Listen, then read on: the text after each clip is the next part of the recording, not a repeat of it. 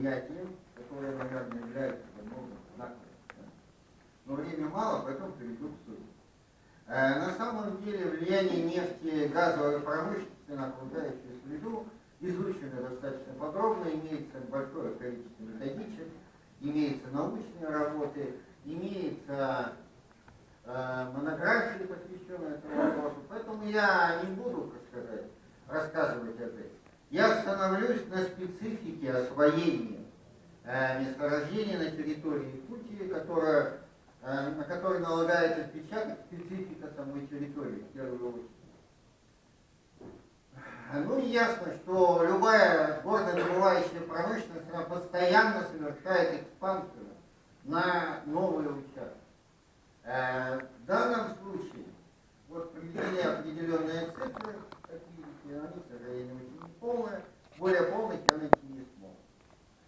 Вот представляется картина, ну, будем говорить, лицензионных участков на территории, вот где мы находимся, будем говорить, части Лено-Белуйского междуречья. То есть, как видите, практически вся территория поделена, и на всей территории происходит то или иная форма деятельности. Мало, вот опять же знаменитый этот наш ВСТО, который представляет гигантскую опасность в силу, с моей точки зрения, неверных технических решений по его строительству. Что тоже многим известно, да? А вот старые объекты, в первую очередь объекты тут показаны, алмазодобывающие промышленности. Как мы видим, что в принципе это все единая территория. Более того, если взять Иркутскую область сюда, на запад, там происходит примерно то же самое. А эта граница определенные условности имеет. Эта система не подразделяется под административную границу. То есть мы сейчас имеем налицо очень мощное воздействие на большой регион, которое происходит параллельно в многих точках. Такого воздействия территория Якутия еще не испытывала. Та же самая алмазопромышленность, она меньше точек имела приложение, и это постепенно, по времени происходило, в силу определенных причин. Чем отличается наша биологическая система? Вот традиционная формулировка низкой устойчивости. Вот тут написано, почему такая низкая устойчивость. Самое главное, тут третье. Низкая устойчивость северных организмов к внешним воздействиям. В данном случае внешние воздействия это вот все антропогенные воздействия тоже. А при освоении девственных территорий, ну все понятно, что происходит, все в курсе, да, рассказывать не буду. Что происходит? Первые, так сказать, страдает, как правило, животный мир. Это давно всем известно. И эта причина всегда служит основой социального конфликта между коренными местными жителями и вновь появившейся промышленностью. Какие в первую очередь претензии? Что не стало дичи, не стало рыбы и так далее. Поэтому мы заинтересовались проблемой и попытались выяснить, что именно при освоении нового месторождения региона оказывает наибольшее внимание именно на животных. В данном случае картина представлена виды, которые имеют хозяйственную ценность. Это охотничьи виды, ихтиологические ресурсы, которые представляют наибольший интерес. Птицы, там, водоплавающие, боровая нить. То есть то, что можно съесть или снять шкурку и продать, имеющие потребительную ценность. Вот левый круг – это предприятия, которые не имеют никаких ограничений для персонала. Есть такие предприятия. Как видите, на 30 километров, да, радиус 30 километров, исчезает среди таких наиболее уязвимых видов, как копытная, значительно меньше соболя и так далее. В том случае, когда предприятие имеет весьма жесткий режим использования территории, этот круг ограничивается 2,5 километрами от центра, будем говорить, России. Это фактические наблюдения, которые проводились на многих объектах, которые расположены, кстати, в северо-западной Якутии. это Мирнинский, Ленский район, Набарский район и так далее. При сравнительном анализе самого широкого круга факторов, которые действуют, это вторжение территории, прямое преследование на охотничьи виды, да, животных, показало, что наибольшие последствия на данном этапе освоения территории, да, служит именно рост прямого преследования.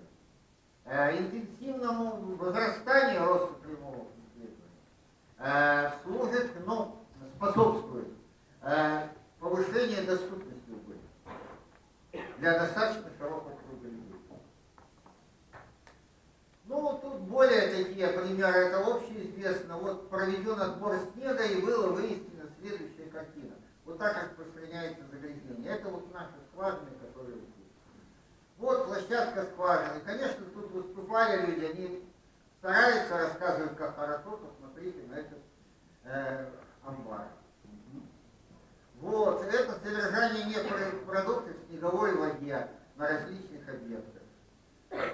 Это нарушение почвенно-растительного покрова вдоль линейных сооружений. На данном этапе исследования самую большую площадь имеют линейные сооружения.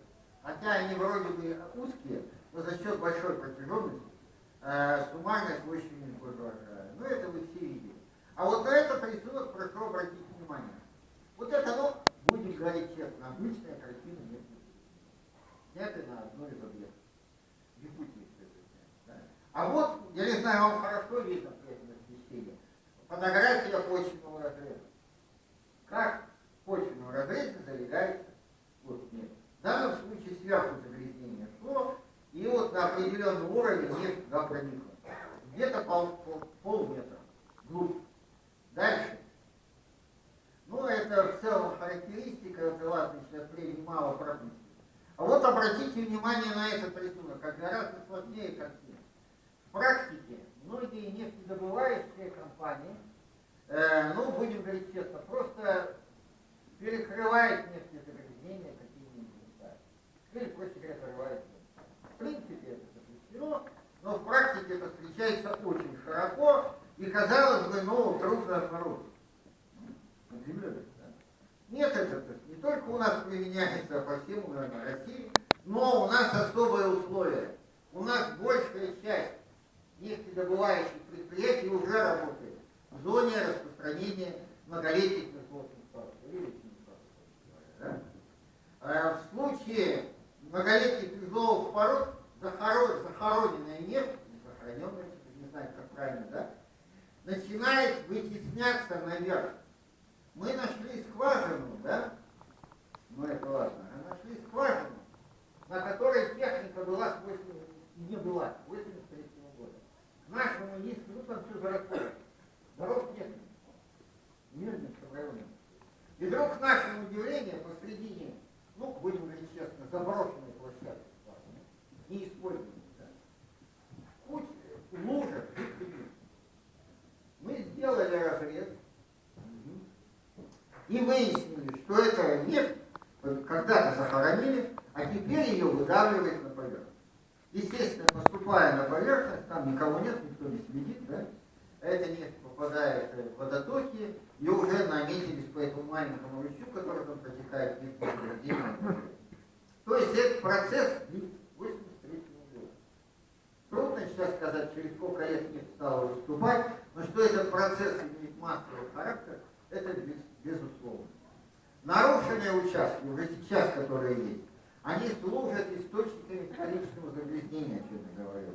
От них нефть дальше расползается. Если бы страдали только площадки, я условно говорю, скважины, ладно, да?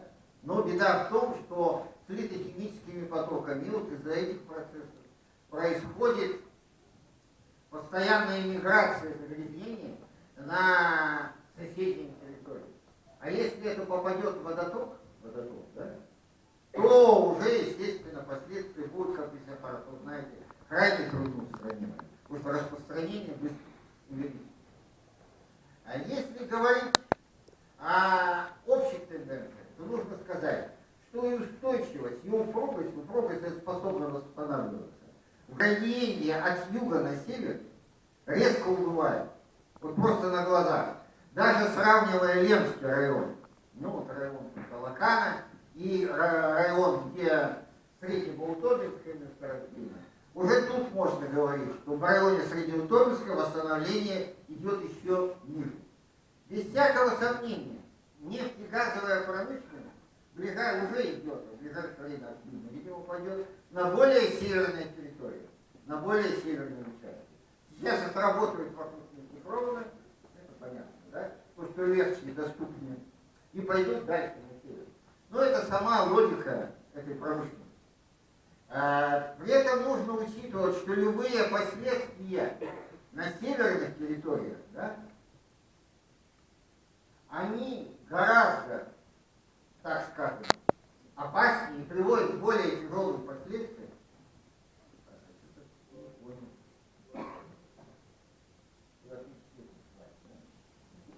Не понял, о чем дело?